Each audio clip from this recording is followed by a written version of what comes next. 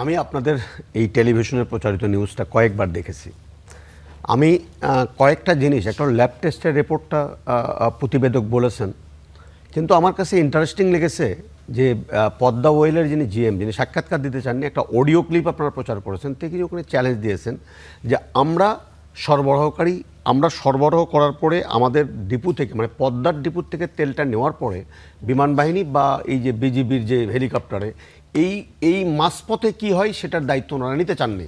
কিন্তু ওনারা চ্যালেঞ্জ দিয়েছেন যে ওনাদের যে সংরক্ষণাগার বা যেখানে এই তেলগুলো থাকে সেই জায়গাতে তেলগুলো পরীক্ষা করার একটা আহ্বান জানিয়েছেন।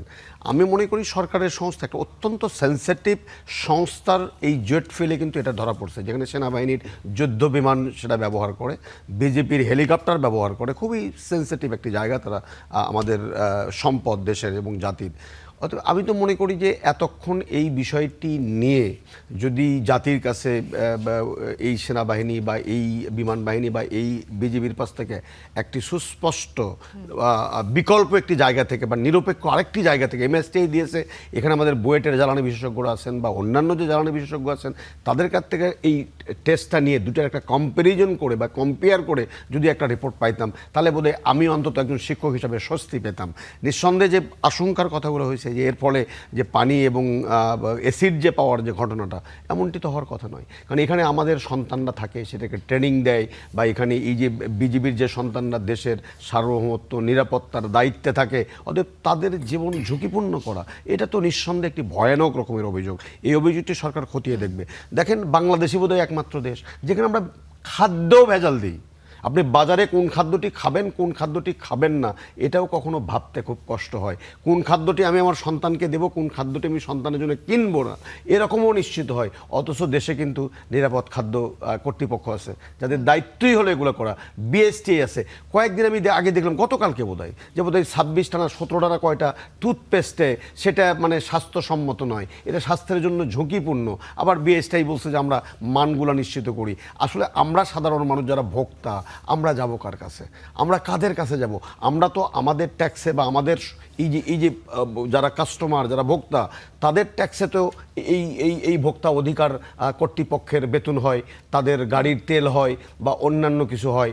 তারপরে এই যে জেট ফুয়েলে যারা সরবরাহ করছেন, এটা রাষ্ট্রীয় কোষাগার থেকে জনগণের ট্যাক্সের পয়সায় এটা হয়। আমি এটা বিষয়টা খুবই দুঃখজনক এবং এটি হওয়া কাম্য নয়।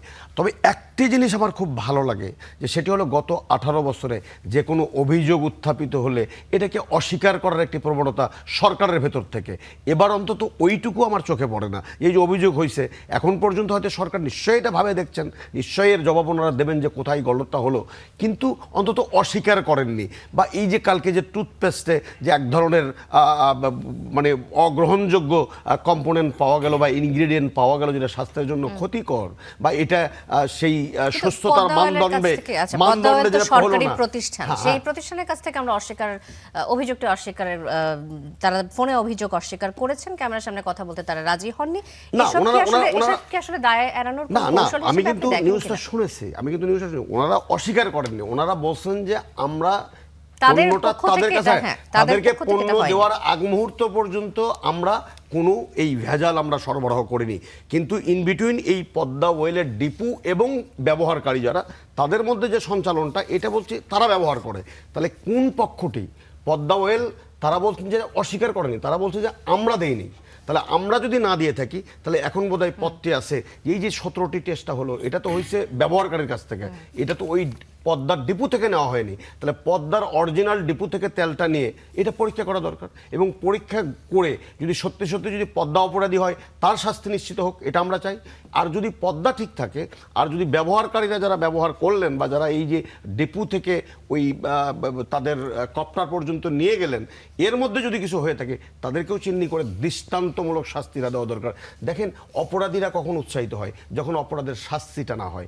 আপনি যদি অপরাধের শাস্তি যদি নিশ্চিত করেন, সেটা যত বড়ই ঘটে, অপরাধীকে যদি রাষ্ট্র অপরাধী হিসেবে চিহ্নিত করতে শেখে, তাহলে কিন্তু এই অপকর্মগুলো রোধ করা খুবই সহজ হয়। আমরা আশা করি সরকার সেটা করবে।